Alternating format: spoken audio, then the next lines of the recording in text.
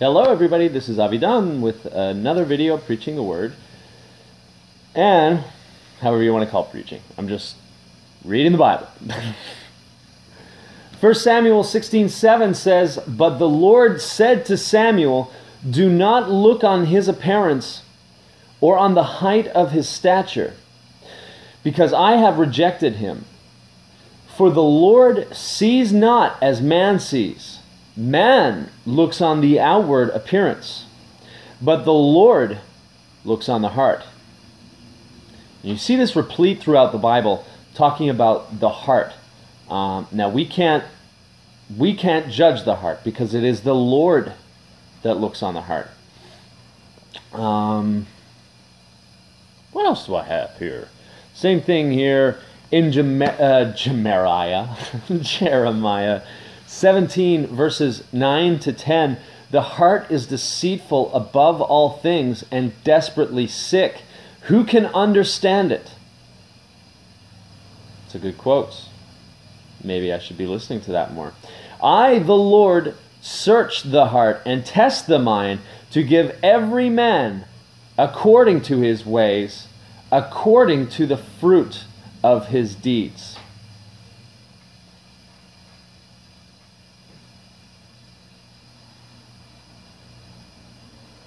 Now we'll know them by their fruits, as is told in the gospel.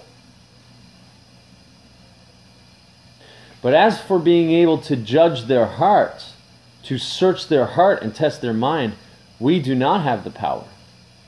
If we do so, according to the Bible, and it's not just from these two verses, but replete throughout it, we play the role of God. And for that, we will certainly be judged.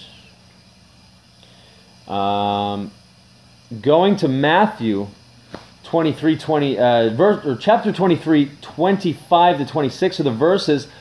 This is one of the woes, the 7 woes that were given out. "Woe to you, scribes and Pharisees." And just for those that are first getting into the Bible or whatnot, a scribe were the people who were who based their belief on the Mosaic law, kind of like lawyers, I guess would be, maybe like religious lawyers would be a good way to put it.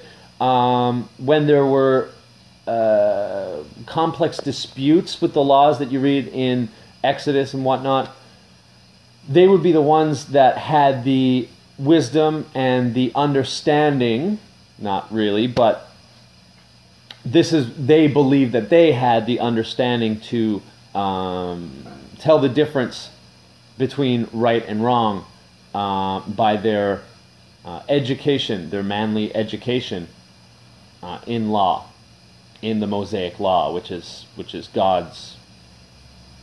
was given to us by God in the first 5 books called the Pentateuch. The Pharisees were ones that expanded upon the law by giving what was called oral law.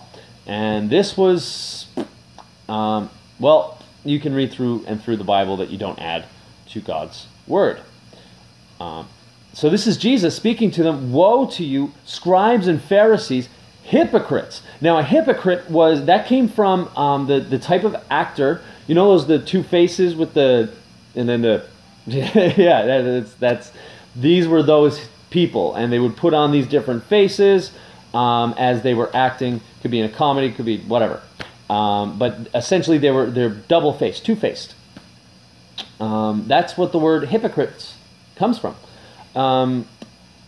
"For you clean the outside of the cup and the plate, but inside they are full of greed and self-indulgence." Self-indulgence. As we're trying to clean the outside, the world, are we doing this based on our own self-indulgences and greeds?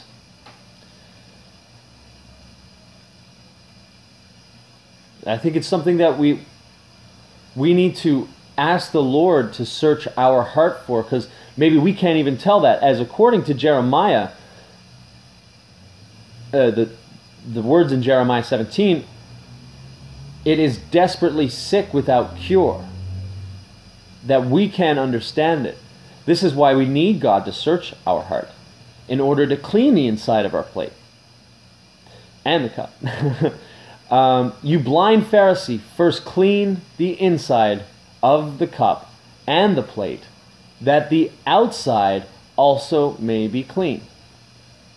So if we allow God into our hearts, He will clean the inside of our hearts.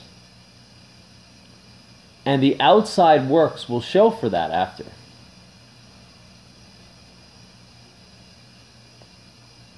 Sometimes it's really hard to do, to give yourself up to God. You know, I spent a lot of time blaming Constantine for, while he said he respected the Lord, he kept Sol Invictus, which was one of the pagan gods, in his heart. And that's where you see in a lot of different religions, denominations, these same occult symbolisms, right? But if I were to blame him, I'd be, I believe, taking the place of the Lord in doing so. Now, you'll know them by their works. To place the blame, it's tough. Because if we start believing that we can understand the heart, then we take the place of God. And for that, there are some severe penalties. And I think I'm guilty of that. And I need to wrestle with the Lord to make sure that my heart is clean from that. Because I can't clean the inside of my heart. Only my relationship with the Lord can do that.